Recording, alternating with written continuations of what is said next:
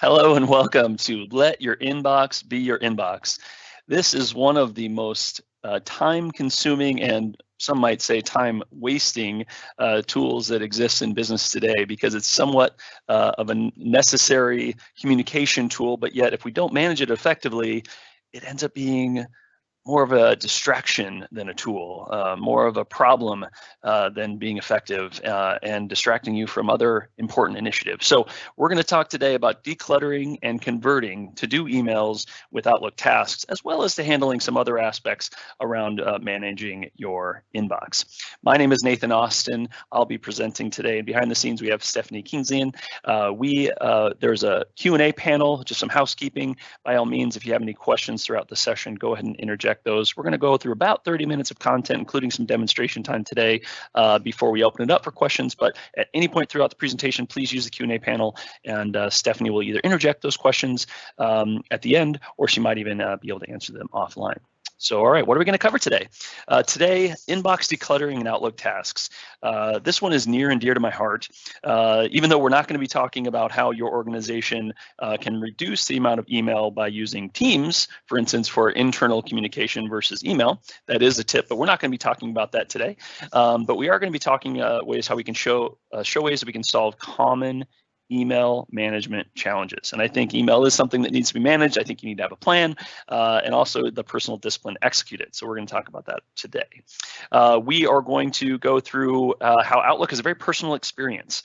I've talked to a lot of different folks over the years, and there's a couple different aisles, if you will, that people sit in, several different aisles, depending on how you personally choose to manage your inbox. So we are going to acknowledge that, and we're not going to solve all of those problems for everybody because that's going to be impossible with all the different ways in which people like to use Outlook. But we will talk about some common challenges and some basic suggestions that you might be able to weave into your individual plan, or it might help you build your plan if you don't have one. Then we're going to demonstrate all these details, how to solve these problems, and make some recommendations as far as ways in which you might choose to use some of the capabilities and tools. And it will also include looking at mobile, because one of the challenges that I think has created an additional challenge or a more complex challenge relative to managing emails, we're not all sitting in front of our laptops or desktops and Outlook, and it's a different experience if you're in a meeting, not in a meeting, but if you're between meetings or if you're just reviewing your email on your phone. How do you manage that better compared to what is capable inside of the Outlook for your desktop? Finally, we're going to open it up for some questions as well as some recommended next steps, and we'll wrap this up all in about 30 minutes. So, okay, before we move on, I always like to take 1 minute to talk about MyTech. We are, at first and foremost, a business and technology consulting organization. We've been in business a little over 20 years, and we have learned a proven IT strategy. It doesn't mean it's the only strategy, but there is a strategy that we employ, that we engage with all of our clients, because we know that by working together with that strategy, we can achieve consistent results, which ultimately removes IT challenges, allows our clients to focus on serving their customers or serving their mission better, as well as being more adaptable to other business challenges. Like one of our nonprofits last year mentioned that they were already prepared completely to be able to roll into the pandemic. Neither we nor they had the idea that that was coming, but they were able to adapt very quickly because of the proven IT strategy that we'd employed with them. Ultimately, together, our clients can achieve 4 times more value and productivity in their IT investments. And if you'd like to learn more about that, we'd love to hear from you. Raise your hand. We'll have a conversation. But that's not why you're here today. So let's move on to the rest of the content. Okay. Outlook is personal. I can't stress this enough. The reason why I have this graphic here is because if we're all in a room together, I would ask all of you to raise your hands as I would go through these different capabilities. So for instance, how many of you are zero inbox people? Meaning there's literally no emails in your inbox at the end of the day, or whatever that period might be at the end of the week. I know folks like that. I'm kind of envious of folks like that if they're able to stay on top of their email and be that organized. That's not me. I'm more of, I try to be a zero unread email person. So if that's who you are, kind of acknowledge to yourself or raise your hand. If we were in the room, I'd ask you to raise your hand, but you don't have to do that if you're sitting at home or at the office watching. How many of you like to use subfolders? We're not going to really talk about that today, but this is where I start seeing these next couple items, is where I start seeing some people love subfolders Other people are more, if it's out of sight, it's out of mind. And that's actually what I found. I tried to use subfolders at some point in my past, and I learned that if it's not in front of me in my inbox, I don't naturally go to those subfolders to look for content. And so if I move stuff there, I just completely miss it, and it might as well be in my deleted items bin. But other people use subfolders really extensively and creatively and fully, and it works really well for them. So I'm not discounting any of these things. I'm just acknowledging that there are differences, and Outlook is a very personal experience. And so, and just that I'm not going to solve and I'm not going to address all these different idiosyncrasies, how people like to use it. But color coding and categories, I've seen people use their calendars where they've got every single calendar item has a different theme or color to it, or emails that are color coded or categorized. That is not me either. I'm not that detailed. But if some people's jobs require you to do that, that's awesome too. Then some people that might be a flag email. Do you flag your emails? I started doing that better a couple years ago versus marking emails as unread. And we're going to talk a little bit about that today, as well as part of a tip to be able to manage your emails. Anyway, my point, we're not going to be going into all these details. We're going to be talking about the problems that we'll hit on next, but Outlook is just a very personal experience. And so I just like to set that expectation as we go through it, so that I'm going to try and speak to the common problems that we all have, but not necessarily dive into all these little different idiosyncrasies about the way in which people choose to manage their Outlook inbox. Okay, so what are the common problems we are going to try and solve with email management? First and foremost, I feel like there's different types of communications that we all receive. Some of it's noise or spam, if you will. Hopefully your spam filter catches a lot of that, but inevitably some of that gets through. Some of the information you receive, the emails you receive, it's informational. It might be just an email from a colleague that's just informational, like you just need to read it. Maybe it's a newsletter from an organization that you subscribe to. I subscribe to, for instance, the daily Harvard Business Review tip of the day. That's informational. I want to receive it. You could consider it spam, but it's not for me because I want to receive that. But yet it's not an action required. I don't have to read it. And Harvard Business Review isn't asking me to reply or take any action. And so that leads to the next kind of type of email that we get is an action required kind of email. So how do we handle action required? Now, sometimes that could be just a simple reply, like a simple acknowledgement, or simple, or maybe it's a simple request, like, hey, read this really quick. Other times it might take, you might need to block off time or schedule something into the future, or maybe you need to collaborate with another colleague, and so you need to coordinate schedules. But ultimately, there's an action required. So I feel like understanding that there's different types of email communications that we get allows us to then try and build a plan on how to deal with them. So that's what we're going to go into the demonstration. So one of the other problems that I know that I used to experience, and I still struggle with this from time to time, candidly, but is that what I used to do with my emails is that if I'd read them on my mobile or on my desktop and I didn't have the time in that moment to respond or take the action that it needed to take, or even sometimes it might have been a newsletter that I saw it, I opened it, and I'm like, oh, I do want to read this article. What did I do? Well, I marked it as unread. So now one of my challenges that I had was to filter through my inbox of unread emails. Some of those are unread because they're noise or junk. Some of those are unread because I want to take an action with them. And some of those are unread because I just haven't gotten to them yet. But now I'm trying to filter through. I'm spending extra time sorting through my inbox in a way that's ineffective because I've already touched that email. Why did I do something with it that didn't allow me to categorize it appropriately in that moment? So that's where we're going to talk about marking your emails unread, which I'm not recommending, versus using tasks versus using flagged emails. And I think I'm going to suggest a couple different ways to use it. Again, I'm not saying this is going to solve everybody's problem. And if you're already using tasks or flags in a different way, by all means, see if this makes sense to incorporate, if there's some nuggets of information. But we're going to talk about that as far as how we can use these tools to address some of the different types of emails we get. We're also going to cover mobile, because it's important that in this day and age, not everybody in every role uses their mobile device to access email. I understand that, but for the lion's share of a lot of professionals that I know and that we work with, they do. And I think it's important to touch on a couple ways in which you can incorporate mobile into your experience here so you can better manage your email and your tasks and your flagged emails. Finally, and candidly, this is the hardest one. And so if you're all in the room, I try and make eye contact with every single one of you, is that knowing how these tools work doesn't do anything unless you have a personal plan and a discipline to use the tools in the way in which you've defined.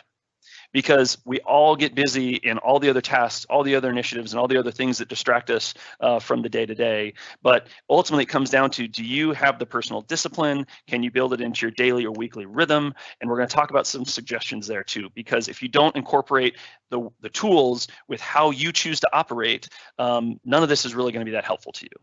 So we're going to try and address that as well. Okay, that's probably not what you expected today, for me to look you in the eye and say, we're going to talk about your personal discipline relative to managing your email, but it's going to be an important facet, as we'll cover today. All right, so those are the common problems you're going to work on. So let's dig into the demonstration. Okay, first and foremost, I want to just touch on some of the basics. We're not going to go deep here, but there's a couple things that I've learned also could help you manage, or I always like to focus on ways in which you could have fewer clicks to manage your email. So a couple of those, and this is also one of those that divides people. I see people that love it and people that just really don't like it. Is that the focused versus other inbox at the top here, because I do think that there can be a way in which it helps you identify emails that are more likely to be actionable versus emails in the other box that are probably more likely to be informational. So if you can start with that view, again, you don't have to use it, but that's one of the ways you can do it. The other thing I like to hit on the view, if you notice up here on the view menu, this is where you can choose to turn that on or off. So I'm going to go back to focused, and I'm going to click show. I would like to click show as conversations. I don't know why it's not letting me. That's interesting. It's not letting me click show as conversations. That's odd. Anyway, this is where you select show as conversations. So that's something that I was going to show, and I don't know why my Outlook right now, and of course it's a demonstration, so why wouldn't Outlook not work perfectly?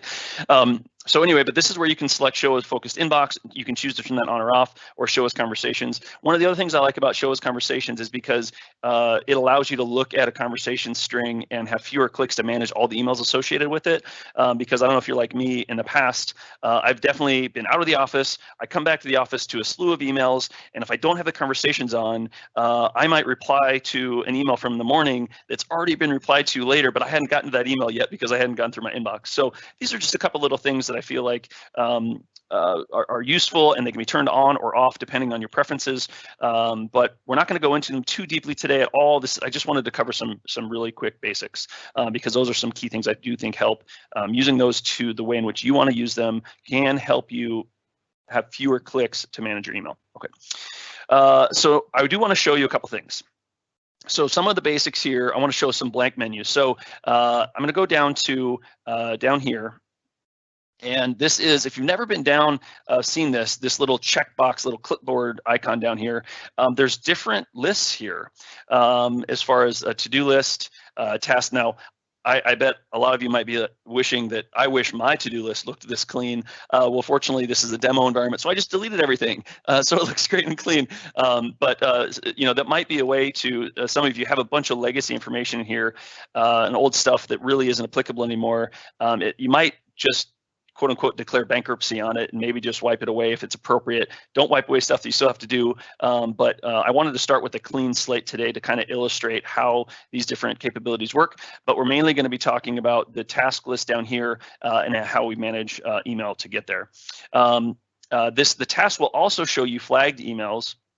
And then the other point that I like to illustrate here is that if you haven't used the ToDo app, I also want to show you how in the ToDo app there's tasks, which actually will show you the same information here, which is again why I like to show ToDo. We're not going to dig into ToDo, but I will illustrate in a couple of purposes here.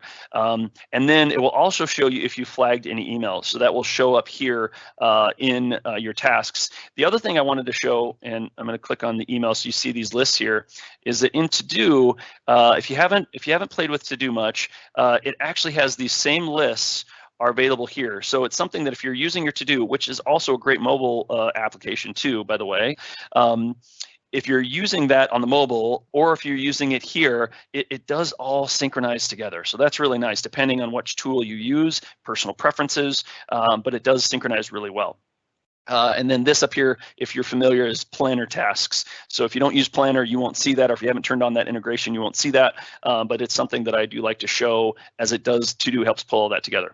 Okay, So I wanted to show just some of the basics of how this is a blank, clean slate, and how do we start seeing and using these tools in action. Okay, so I'm gonna go back to the inbox.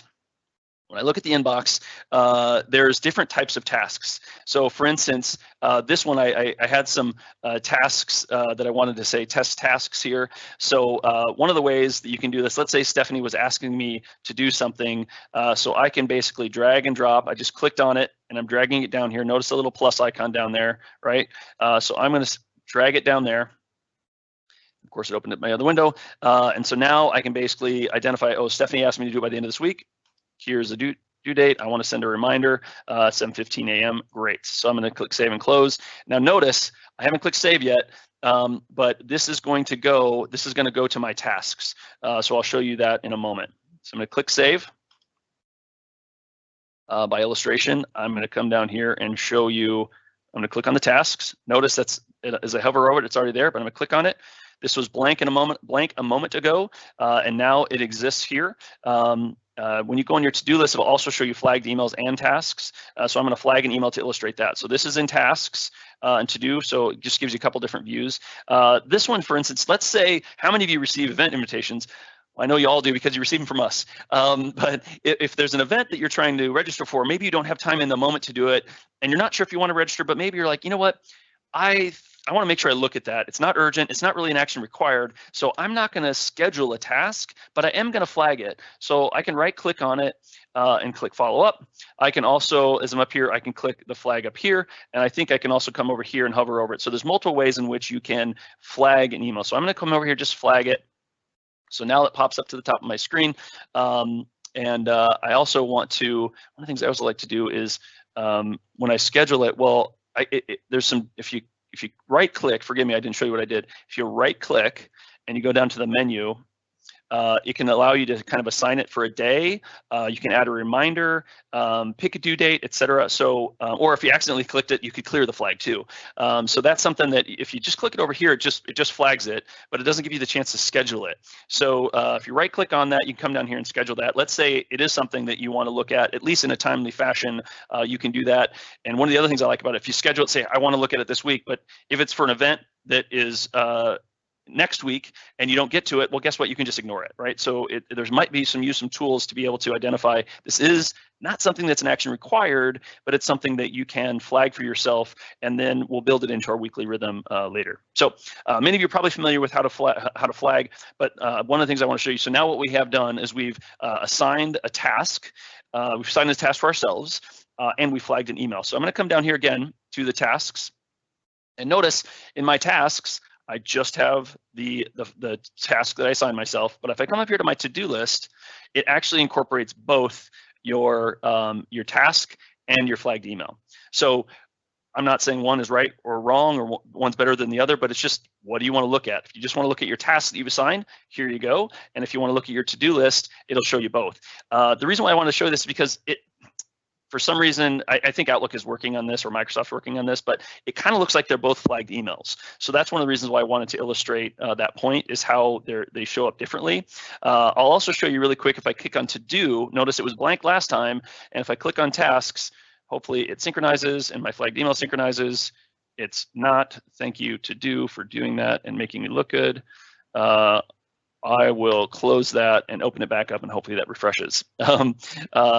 So let me go back to the Outlook here. So, okay, I'll show you to do. That does refresh. Normally it syncs very, very quickly, but I think my to do needed just a refresh here. So, okay, so we've emailed things that are not really action required, but they might be things that are informational that I do want to get to. I showed tasks, flagged emails. One of the things I like to show here, if I go back to the inbox, how many of you, if you're trying to get through your unread email, do you scroll down through your old emails, right? And then you're trying to find, where's that one unread email? Where do I find it? Well, one of the things that I find really handy is that by default in your search folders, there's actually a search folder called unread email. So if you haven't looked at your search folders, there's some cool things you can do with it.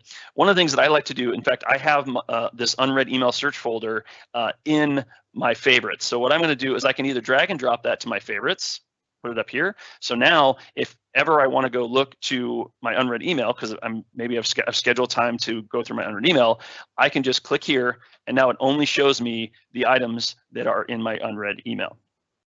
This is a little tip because this was an easier, faster way to kind of really get, if you're trying to just get your unread emails down, I like using the unread email search folder because it just shows you your unread emails.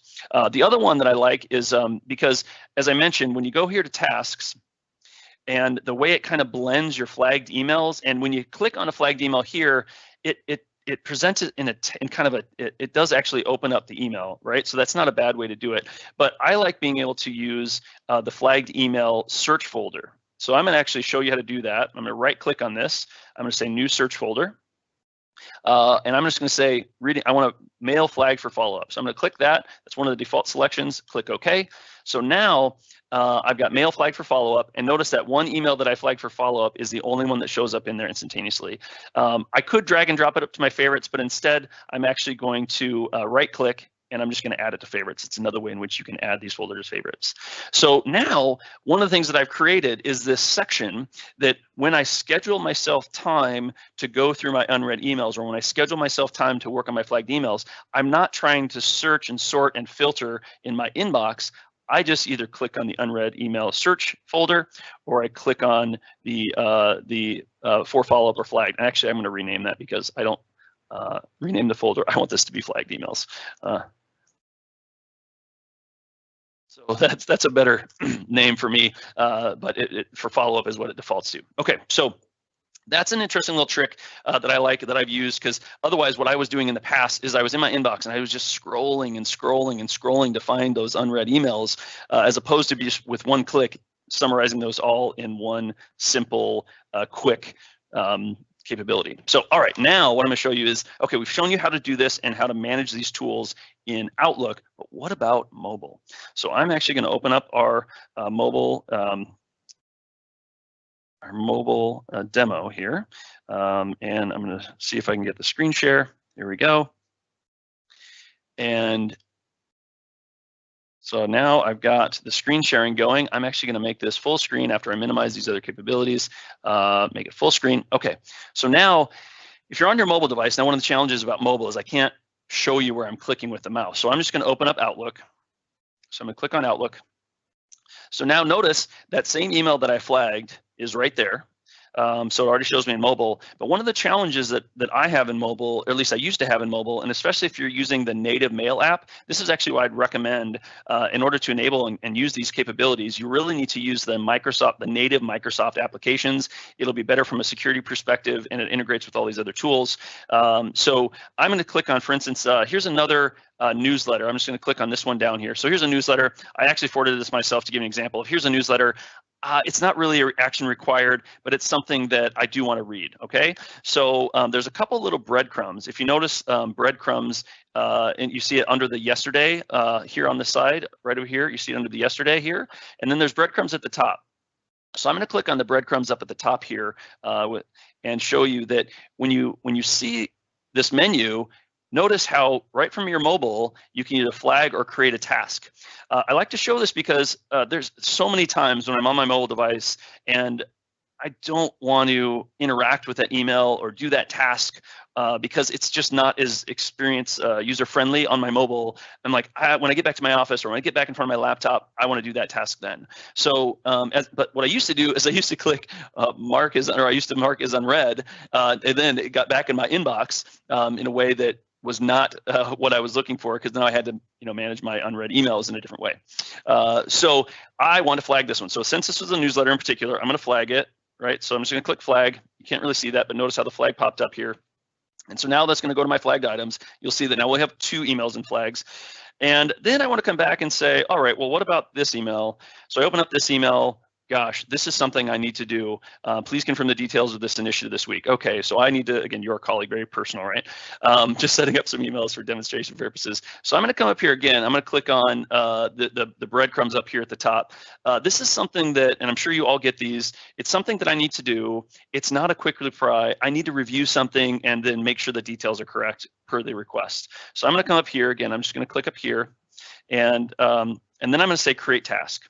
So I'm just going to come down here with my thumb. Can't do it with the mouse, but I'm going to create task. So now it basically pops up. Please confirm with reply. I can add a note if I want, right? And then I just hit the little done up here.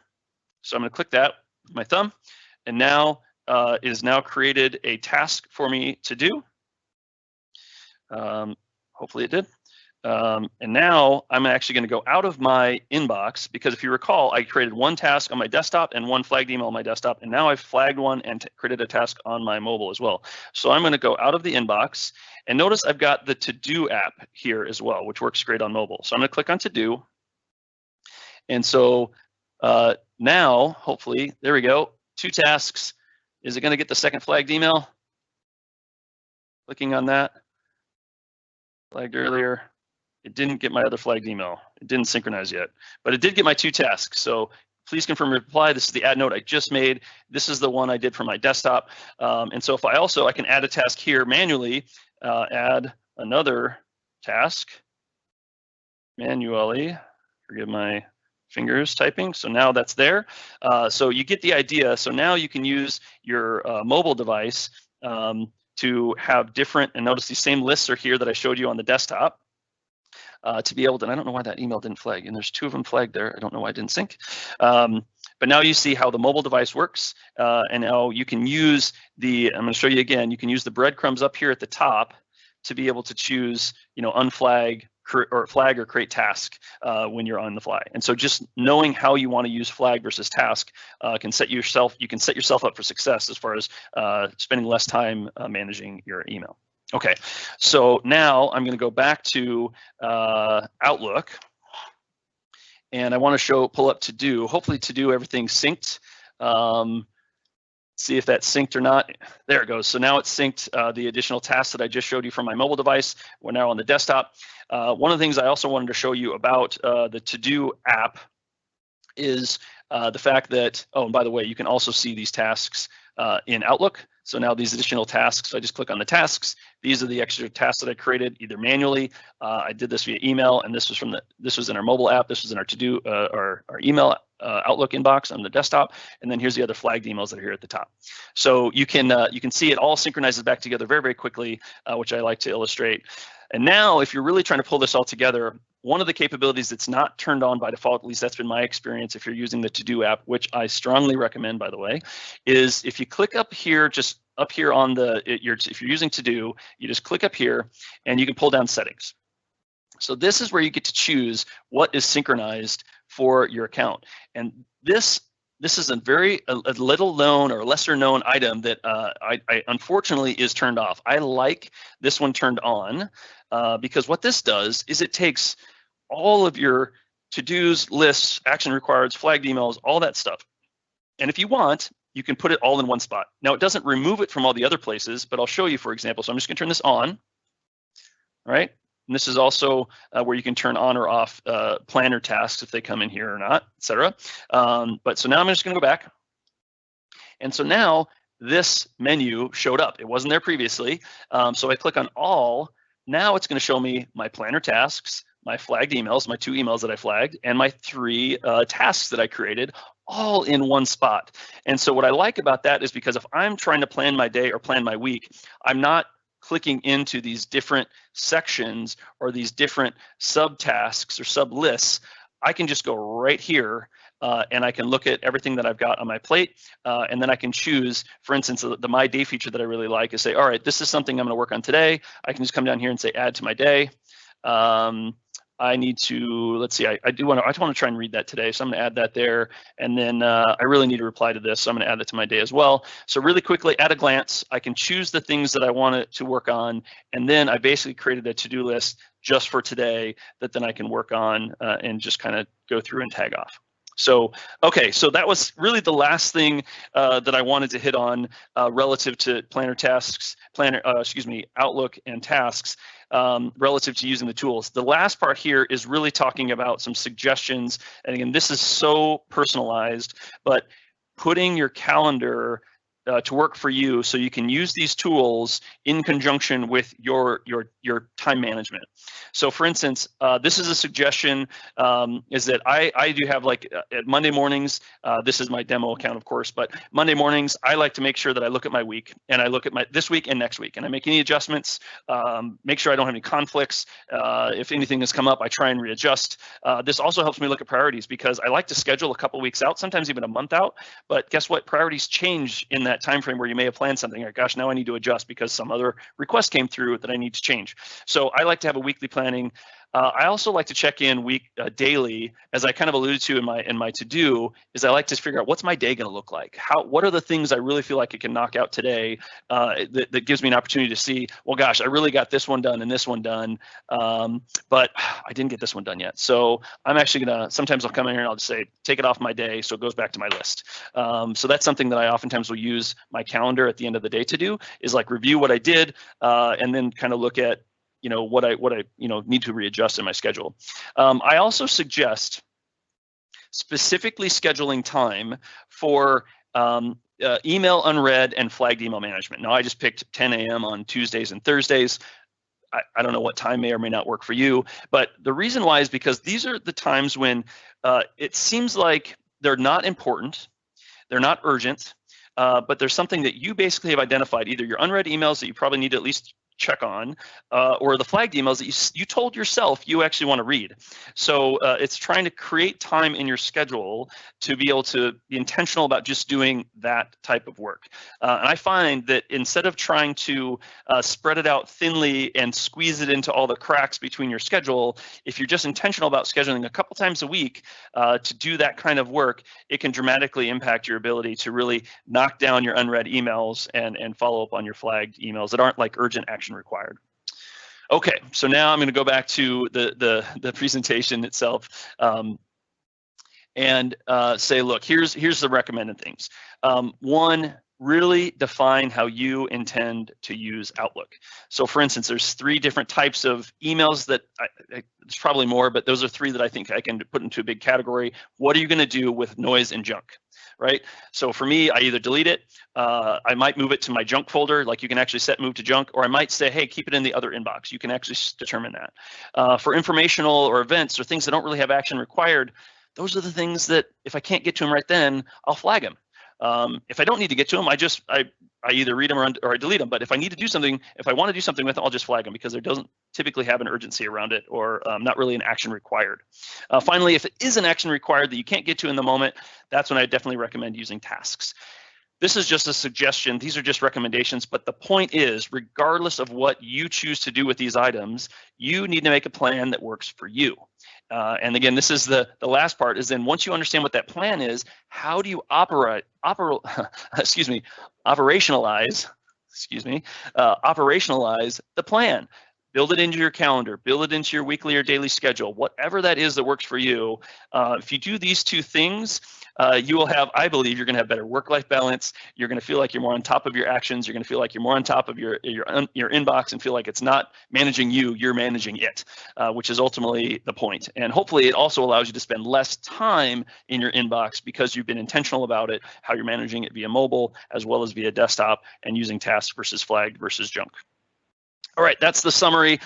Next steps, really, I'd recommend look at your personal challenges that we have. We all have challenges managing email. And if you're on top of your email and you're a zero inbox person, congratulations. You're one of the very, very few. And I envy you and I commend you on your discipline. I do recommend, if there's any nuggets of information you might have taken away today, please write those things down of things that you want to do, whether it's create a plan or try and use your flagged emails versus tasks. And maybe you want to download the Outlook app or the To-Do app. Maybe those are some of the things that work for you. And then I would also say, look, subscribe. If you're on YouTube right now watching this and the recording, please subscribe or follow. It's also where you're going to see all these updates. We try and create playlists as well to help you navigate through all the YouTube videos that are out there, so you can kind of see that they're tagged or tied together. Or raise a hand if you want to have a conversation about other Microsoft 365 challenges or opportunities. We'd love to have a conversation. Finally, join us for future virtual training, which we do every other week or twice a month, I guess, and then Power user group sessions. We have one coming up next Friday, April 30th at 1 o'clock Central Time, 12 o'clock Mountain Time. Would love for any of you to join us that are Power users and you want to dig in a little bit more technically to how these things operate and some of the back-end infrastructure. All right, with that said, thank you all so much for spending 30 minutes with us today. For those of you who need to sign off, thank you so much for attending. I hope this was beneficial and helpful to you. And for those of you who can stick around, we're going to open up for questions and see if there's other content that we can show you and help you solve any of the email management communication challenges you might personally have. Thank you very much.